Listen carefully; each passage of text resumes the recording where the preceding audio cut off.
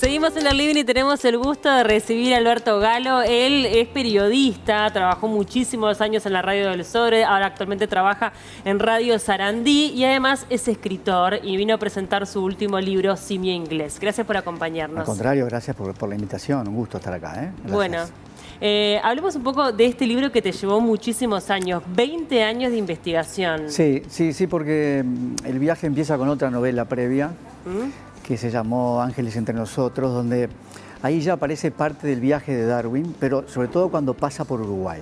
Pasa por Montevideo, por Maldonado, en Colonia. Él se queda mucho tiempo acá en Uruguay, descubre cosas muy interesantes. Hay un museo en Maldonado que hay un además museo tiene, en Maldonado, sí. Exactamente, hay un museo en el que dejó algunos objetos hermosos. Y ahí me quedé con ganas. Esa novela la publiqué en 2005, o sea que empecé a investigar en 2000 sobre Darwin, Sí. ¿no? Para esa parte. Me quedé con ganas de escribir sobre todo el viaje. Bien. Y yo pensaba, pero es una tarea imposible, porque fue un viaje de 5 años, muy complejo, porque además él iba descubriendo su teoría de la evolución y además pasaban cosas, como imagínate un viaje tan largo. Y bueno, me puse a leer, a estudiar mucho, a hablar con mucha gente y ese proceso me llevó 20 años. Pero es importante aclarar que independientemente de que tú sos periodista, esto es una ficción Claro. basada en algunos hechos que sí ocurrieron. Claro, ese es el mayor problema de escribir una novela, digamos. Uno tiene un montón de investigación hecha, de muchísimos datos, que pueden aparecer pero en forma de ficción, es decir, a través de los personajes. Yo no puedo ponerme a dar clases de nada, porque además no soy biólogo ¿no? Es decir, ni siquiera es un ensayo esto, es ficción. Entonces ahí pasan cosas, por ejemplo, en ese viaje hay 4 muertes. Y bueno, me puse a investigar y a trabajar sobre eso, por qué ocurrió, cuál era el elemento de discordia en ese viaje. Sí. Este viaje también se centra con una niña y que es como... El elemento de discordia. Sí, exactamente. ¿Esa niña existió? Sí, claro. Mirá, el otro día veía una serie de televisión que empezaba diciendo: esta serie es 100% verídica, salvo el 100% que es inventado, ¿no? Algo de eso tiene esto. Es 100% verídico, es decir, todos los datos, los personajes, toda la tripulación, todo es tal cual. Incluso muchísimas cosas de las que sucedieron allí. Y en el viaje anterior, el capitán había secuestrado 4 indígenas de Tierra de Fuego. Uno de ellos murió en Montevideo. Y en este viaje sobre el cual yo escribo, los devuelve a Tierra de Fuego. Pero claro, él secuestró a una niña de 9 años y vuelve con una adolescente, imagínate, 12, 14 años, en una tripulación con 70 hombres. Y eso es, en realidad, ¿sabes lo que es? Estoy pensando en voz alta, un homenaje a Fuege Basquet, que es la niña. Claro. Este libro es eso, es decir... a mí me apena mucho, digamos, lo que pudo haber pasado allí. Sí, habla de cosas que lamentablemente hasta el día de hoy están presentes como abuso, machismo, Bueno. cosas que lamentablemente nos atraviesan como humanidad. La otra vez, entrevistamos acá a Alejandro Corchi y nos decía, el animal que mata más a otro animal es el humano, ¿no?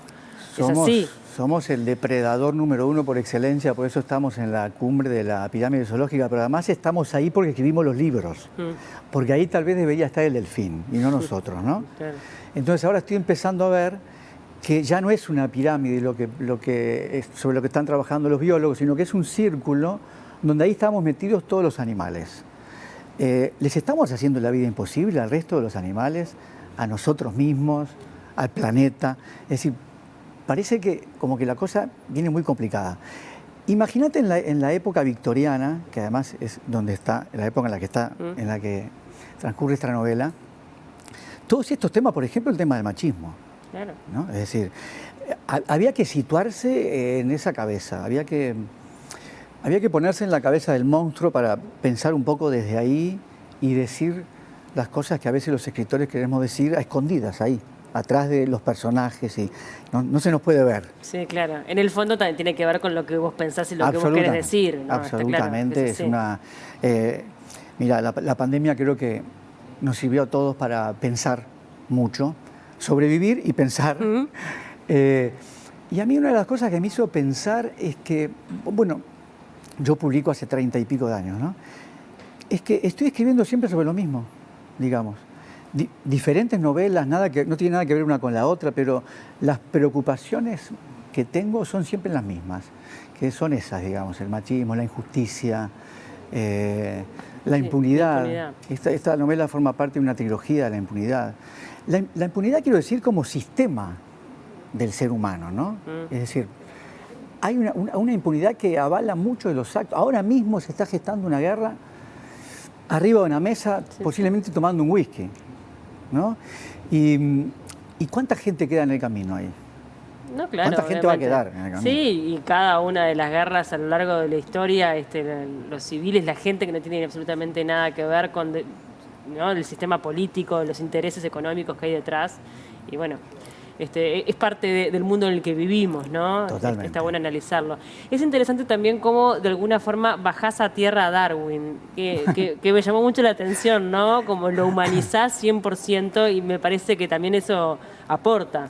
Bueno, esa es otra de las preocupaciones, como, digamos, yo crecí en época de dictadura, o sea que crecí en época de bronce. Artigas era un personaje de bronce, ¿no? No se podía tocar ni bajar de ahí. Y yo ya escribí una novela donde Artigas es un personaje, donde hay otros personajes, y una de mis preocupaciones es precisamente bajarlos del bronce y humanizarlos. Eran personas que tenían, es cierto, una misión, o tenían un cierto objetivo, o en algunos casos, como el de Darwin, ni siquiera lo sabía. Ya, pero digo, fue un hombre para la humanidad, o sea, importantísimo. Hay un antes y un después de Darwin. Eso es una realidad y creo que no hay dos lecturas. No hay dos lecturas, a pesar de que todavía hay discrepancias y hay colegios en Estados Unidos donde todavía está prohibido dar ¿Qué pasa el día de hoy? No puedo creerlo. Yo tampoco. No hay discrepancias ni en el mundo biológico ni en el mundo de la ciencia. Es decir, claro, después de Darwin ya no fuimos los mismos, nunca más. Él fue como si viniera hoy un periodista o un científico, ¿no? Sí. De la mano de un extraterrestre y te dijera, descendemos de este señor. Claro. Él lo dijo como con un mono, digamos, claro, descendemos de un mono. Lo que pasa es que también hay que intentar contextualizar la situación donde había una iglesia muy arraigada y donde no había otro pensamiento que no estuviera ligado a lo que la iglesia decía, ¿no? Claro, claro, bueno, ya veo que leíste el libro en profundidad. Aquí está en la novela también un momento que existió que se llamó el debate del siglo, donde justamente es una discusión de 3 días en Oxford sobre este tema y una discusión entre la ciencia y la iglesia, que en realidad no se trata de que ganara una o la otra, sino que cada una daba su punto de vista. Lo que pasa es que ahí había un obispo que decía que el mundo se había creado hacía 5.350 años a las 10 de la mañana. Y bueno, Darwin decía, no, me parece que fue un poquito antes. Claro. Me parece que fue un poquito antes. Y él en este viaje, y acá, por ejemplo, en Uruguay, en las capas geológicas, en el gliptodonte que descubrió acá, en la comparación del avestruz con el ñandú, él fue juntando mucha información que recién catalizó en Galápagos. Porque todos tendemos, y así nos educaron, ¿no? Que él descubrió todo en Galápagos. No, en Galápagos vio confirmado lo que él venía pensando a lo largo de 3 años, ¿no? Él se quedó mucho tiempo también en esta zona, ¿no? Mucho tiempo. Sí, claro, bueno, a ver, Montevideo fue un puerto base del que iban y venían a Tierra de Fuego 3 veces. Entonces fue un sitio, esta zona, Argentina también, donde descubrió, bueno, Chile, donde descubrió elementos realmente interesantes. Claro, con todo esto además había que hacer una novela policial, claro, que era lo que yo tenía ganas de hacer. Quería sacarme las ganas de escribir una novela policial. Y bueno, es lo que, digamos, me dio mucho más trabajo en estos 10 años, un poquito más de escribir esta novela, que fue crear esa trama que fuera sólida, en la que Darwin, un gran observador, posiblemente el más importante que tuvo la humanidad, trata de ayudar y descubre claro. Con su microscopio, que fue uno de los primeros que tuvo y lo llevó en el viaje, trata de descubrir ciertas cosas que tienen que ver con estos asesinatos y con la niña. ¿Hay algunos recursos literarios que también utilizaste o que decidiste utilizar que tienen que ver, por ejemplo, con el uso de la mayúscula, que lo dejaste únicamente para el nombre de ella, de la niña?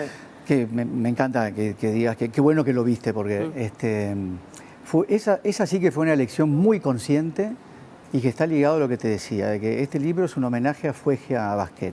Claro. Y fue tan consciente que en un momento digo, quiero que esto quede bien claro. Entonces acá no hay ninguna mayúscula, ni de personas, ni de lugares, ni de nada, ni del nombre del barco, ni el nombre de Darwin, nada. El único personaje que está con mayúsculas es este personaje verdadero, que fue Fuegia Basquet, que bueno, la devuelven finalmente a Tierra de Fuego. Y que esta fue una de las cosas que llamó la atención de Darwin rápidamente, cómo en muy poquito tiempo perdió lo que a la fuerza le había dado la educación británica, la iglesia británica, la ciencia británica. Es decir, en un mes volvió a ser la que era antes, una indígena de Tierra de Fuego. Y está consignado en las investigaciones de otros que realmente sufrieron mucho con esa obligación de catequizarlos y de educarlos. Estaban deseando volver a Gulaya, que se llamaba Tierra de Fuego para ellos, ¿no? Entonces Darwin descubre y se pone a pensar cómo es posible que tan rápido una persona sea capaz de perder la educación y de volver a ser prácticamente otra vez, dice él en aquellos términos, un simio. Claro. Porque caminaban, porque además estaban heridos, un montón de cosas. Incluso heridos de algunas enfermedades británicas, ¿no? Sí, es que en realidad eso también es una realidad que tuvimos que atravesar como humanidad. Esto forma parte de una trilogía. Estás trabajando ya en el segundo libro, es como la trilogía de la impunidad. Así le hiciste llamarlo. Sí, estoy muy avanzado. Ya el segundo está prácticamente terminado, la tercera está pronta. Y en el segundo me vengo acá. Al tema de esta impunidad, la que vivimos acá, que la venimos arrastrando hace muchos años y con la que necesariamente hay que hacer algo. Ya no es un tema... ¿Basado con los hechos de la dictadura? Claro, los hechos de la dictadura, es decir, ya no son temas políticos. Sí, claro. A ver, uno podría decir, todo es político, todo es política, todo lo que decimos, todo lo que hacemos. No es político partidario. No es político partidario, es lo que a mí me interesa subrayar, es un tema que tiene que ver otra vez con la humanidad. Sí, con los derechos humanos. Con los derechos humanos. Y con la humanidad, que es lo que estoy tratando en que es lo que trataré en ese, y que es lo que trataré en el tercero, que es esto, la impunidad con la que nos movemos como sistema los seres humanos. Me aflige mucho eso, me enoja mucho y me entristece. Me parece que yo creo que es algo que tendríamos que superar en algún momento. Al menos tenés a través de la palabra escrita una forma de catarsis, ¿no? Claro, sí, eso es totalmente cierto. Es una forma cuando uno logra decir ciertas cosas, es una especie de liberación también. Y ojalá, uno no lo escribe pensando en esto, pero ojalá sea un granito de arena en este océano infinito que somos, ¿no? Ya no más con el hecho de que la gente pueda reflexionar sobre estos temas a partir de tu lectura, ya es un aporte, ¿no? Ya es un montón. Bueno, sí, eso es lo que me interesa, pensar sobre eso, digamos, sobre el machismo, sobre el poder, sobre la impunidad. Son temas que es una mochila que venimos cargando todos hace mucho tiempo. Simi Inglés está en todas las librerías del país. Está en todas las librerías. La tapa es espectacular, también hay que decirlo. Sí, es de Uva Creativos, son los amigos que ya me han hecho otras tapas y realmente es hermosa. Ahí en la tapa se ve muy claro, ahí están esos personajes animalitos ligeramente humanos. Medio humano, medio animal. Decimos en el programa de radio, tenemos un subtítulo que es Animales ligeramente humanos. Y bueno, es verdad, estamos muy cerca de eso.